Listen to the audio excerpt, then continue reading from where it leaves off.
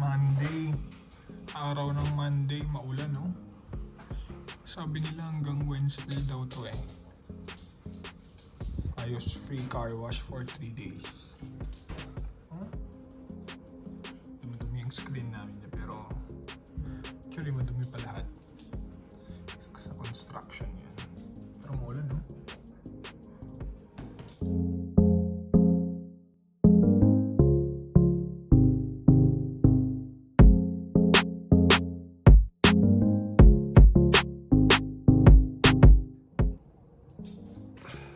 Monday, araw ng Monday, maulan. Papasok na tayo. Nakabihis na tayo ha. Hindi ko na pinakita yung preparation natin para mabilis. Ganito lang forma natin sa office. Oh. Naka polo shirts, naka jacket. Tapos yung sapatos natin, hindi ako magla-leather shoes ngayon. Ano tayo? Gamitin natin yung black natin na Under Armour. Pang ano yun, pang harabas yun. Pang ulan. So si Leslie busy na. Papasok tayo Monday, Tuesday. Pero maulan din pala. Monday, Tuesday, Wednesday. Tara, pasok tayo.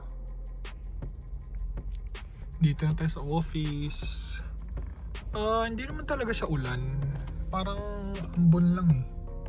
Pero ang sabi nila, whole day daw yata. Or magdamag. Basang basa.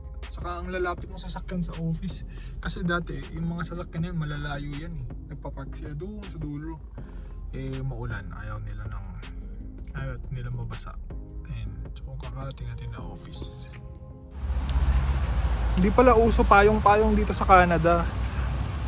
Hindi sila masyadong nagpapayong. Sobrang bihira. Hindi naman malakas. So, nag-hoodie na lang tayo. Ayun, naka-hoodie tayo. Lapit lang naman lalakarin mo. Temperature nasa 18 lang, di masyadong malamig. Saktong-sakto lang, kaya medyo manipis pa yung jacket natin. Pero umaambon talaga. Yan. Kakatapos ko lang mag-lunch. Ito pala yung ano namin, yung pantry. So dito kami nagla-lunch. May couch dito, tapos pili ka kung saan mo gusto. Yung mga yan, totoo yan, hindi yan artificial. Talagang may naglilinis dyan. Talagang bumabagsak yung dahon niya. Tapos meron kaming dalawang microwave. Pwede ka rin mag-bake dito. Tapos dalawang ref. May freezer sa baba. Yung mga taas niyan, iba-iba yan. May mga may sarili kaming coffee. Yung mga cabinet dyan, ano yan, mga utensils kung kailangan mo. Cup ng coffee, mug, halahalo lahat yan, spices. In-explore ko na yan dati eh. Yung mga taas niyan, iba-iba yung laman. May plato. So kompleto siya. Yan, yung TV hindi masyadong nagagamit yan eh. Pero itong, yun nga, yung halaman na nakikita nyo dyan, totoo yan. Kasi nalalagyan yung dahon. Tapos parang monthly yata, may naglilinis talaga dyan. So ito yung pantry namin. Kape pala tayo. Ito.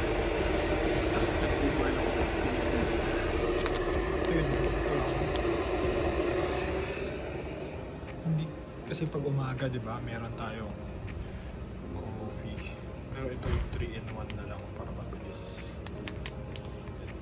Hintayin ko lang mag-boil yung tubig. Ito guys, malapitan lang. Dalawang oven, tapos pwede ka mag-bake dyan. Ang tawag dito, dishwasher. May isa pang dishwasher dito. Kung gusto mo mag-toast, meron dito. Ito, may coffee sila. Toaster din yata to eh. And tas dalawang ref. Tapos kung gusto mo ng 3-in-1 coffee, yan. May boiler din pala dito eh. Yan lang yung office namin. Ito yung pantry.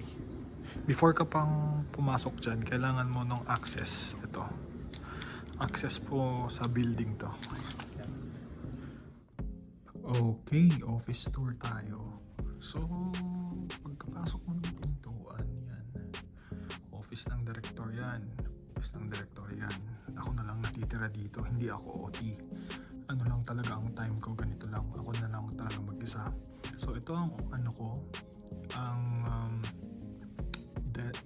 working station ko. And then, ito ay storage room.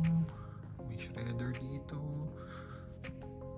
Kung mag-alcohol ka o kailangan mo ng box, meron dyan. Sabi ko mga director. Tapos mga normal na ano, empleyado. Yan. Tapos meron kaming boardroom. Yan, dito pag may mga meeting. Yan. Tapos mga ibang team yan dyan. Tapos ito ulit ay yung conference room namin. Hindi ko na nagagamit to, pero dati yung boss ko dito kami nagmi-meeting, iba-iba. So ito na yung office namin, maliit lang. Yan. Okay. Tapos mayroong ano dito eh, parang honesty store. Kukuha ka ng pagkain. So, kuha tayo ng pagkain. Kuha tayo ito. Ubus na ito. Wala naman siyang bayad. Kuha ka lang ng gusto mo. Kuha ko nito. Kuha tayo dalawa. Tapos, uwi na tayo. Yun lang ang office tour.